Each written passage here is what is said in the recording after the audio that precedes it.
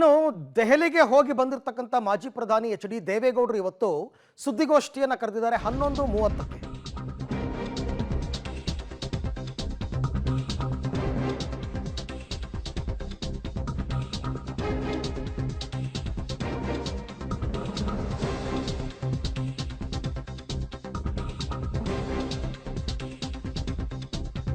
Okay, ಈಗಾಗಲೇ ಅಭ್ಯರ್ಥಿ ಘೋಷಣೆ ಅಂತಂದರೆ ಕ್ಷೇತ್ರಗಳ ವಿಂಗಡಣೆ ಆಯಿತು.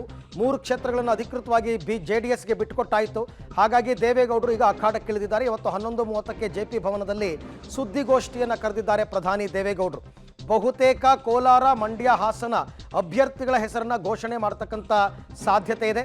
ನಿನ್ನೆಯಷ್ಟೇ 3 ಕ್ಷೇತ್ರವನ್ನು ಬಿಟ್ಟುಕೊಟ್ಟ ಬಗ್ಗೆ BJP ಅಧಿಕೃತ ಘೋಷಣೆಯನ್ನು ಕೂಡ ಮಾಡಿತ್ತು. ಹಾಗಾಗಿ ಇವತ್ತು ಅವರು ಪ್ರೆಸ್ ಮೀಟ್ ಕರೆದಿದ್ದಾರೆ. ಕುಮಾರಸ್ವಾಮಿ ಅವರು ಅನಾರೋಗ್ಯದ ಕಾರಣ ಅವರು ಚೆನ್ನೈನಲ್ಲಿದ್ದರು. ಅವರು ಇವತ್ತು ಬರ್ತಾ ಇದ್ದಾರೆ. ಬಂದರೂ ಕೂಡ ಅವರು ಒಂದು ಸ್ವಲ್ಪ ದಿನ ರೆಸ್ಟ್ ತಗೋಬೇಕಾಗುತ್ತೆ. ಹಾಗಾಗಿ ದೇವೇಗೌಡರೇ ದೆಹಲಿಗೆ ಹೋಗಿದ್ದರು. BJP ನಾಯಕರ ಜೊತೆ ಮಾತುಕತೆ ಆಡಿದ್ರು, ವಾಪಸ್ ಬಂದು ಇವತ್ತು ಸುದ್ದಿಗೋಷ್ಠಿಯನ್ನು ಕರೆದಿದ್ದಾರೆ. ಬಹುತೇಕ 3 ಕ್ಷೇತ್ರಗಳಿಗೆ ಅಧಿಕೃತವಾಗಿ ಇವತ್ತು ಅಭ್ಯರ್ಥಿಗಳನ್ನು ಘೋಷಣೆ ಮಾಡುವಂತಹ ಸಾಧ್ಯತೆ ಇದೆ.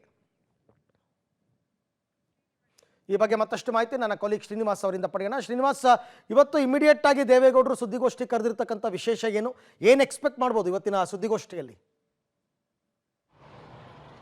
ಅರವಿಂದ್, ನಿನ್ನೆ ದೆಹಲಿಗೆ ದೇವೇಗೌಡರು ಹೋಗಿದ್ರು. ಬಿಜೆಪಿಯ ಹೈಕಮಾಂಡ್ ನಾಯಕರ ಜೊತೆ ಮಾತನಾಡ್ಕೊಂಡು ಬಂದರು. ಅದಾದ ನಂತರ ಬಿಜೆಪಿಯ ಉಸ್ತುವಾರಿ, ಕರ್ನಾಟಕ ಉಸ್ತುವಾರಿ ಅವರು 3 ಕ್ಷೇತ್ರಗಳನ್ನು ಬಿಟ್ಟುಕೊಟ್ಟಿರೋ ಬಗ್ಗೆ ಅಧಿಕೃತವಾಗಿ ಘೋಷಣೆ ಮಾಡಿದ್ರು. ಇವತ್ತು ಆ 3 ಕ್ಷೇತ್ರಗಳ ಬಗ್ಗೆ ದೇವೇಗೌಡರು ಕೂಡ ಅಧಿಕೃತವಾದಂತಹ ಘೋಷಣೆಯನ್ನು ಮಾಡುವಂತಹ ಸಾಧ್ಯತೆ ಇದೆ. ಜೊತೆಗೆ 3 ಕ್ಷೇತ್ರಗಳಿಗೆ ಅಭ್ಯರ್ಥಿಗಳನ್ನು ಕೂಡ ಇವತ್ತು ಘೋಷಣೆ ಮಾಡಬಹುದು ಎನ್ನಲಾಗ್ತಿದೆ. ಈಗಾಗಲೇ ಯಾರ್ಯಾರು ಅಭ್ಯರ್ಥಿ ಅನ್ನುವಂಥದ್ದು ಬಹುತೇಕ JDS ವಲಯಗಳಿಂದ ಗೊತ್ತಾಗಿದೆ.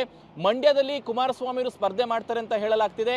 ಹಾಸನದಲ್ಲಿ ದೇವೇಗೌಡರು ಈಗಾಗಲೇ ಘೋಷಣೆ ಮಾಡಿದ್ದಾರೆ ಪ್ರಜ್ವಲ್ ರೇವಣ್ಣ ಅವರ ಅಭ್ಯರ್ಥಿ ಅಂತ.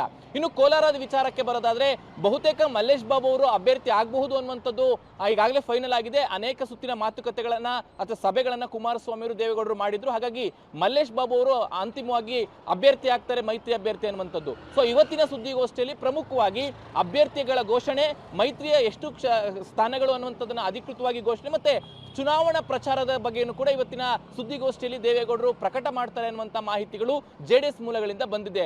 Arvind. Okay Srinivas, thank you ತಮ್ಮ ಎಲ್ಲ ಮಾಹಿತಿಗಾಗಿ. ಇದರ ಜೊತೆಗೆ ಪ್ರಚಾರದ ಬಗ್ಗೆ ಪ್ರಧಾನಿ ಮತ್ತು ಮಾಜಿ ಪ್ರಧಾನಿಗಳು ಒಂದೇ ವೇದಿಕೆಯಲ್ಲಿ ಪ್ರಚಾರದಲ್ಲಿ ಕಾಣಿಸ್ಕೊಳ್ತಾರೆ ಅಂತಕ್ಕಂಥ ಮಾಹಿತಿ ಇದೆ.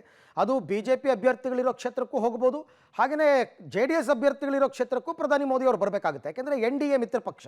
ಹಾಗಾಗಿ ಅದರ ಬಗ್ಗೆನೂ ಕೂಡ ಮಾಹಿತಿ ಕೊಡ್ತಕ್ಕಂಥ ಸಾಧ್ಯತೆ ಇದೆ.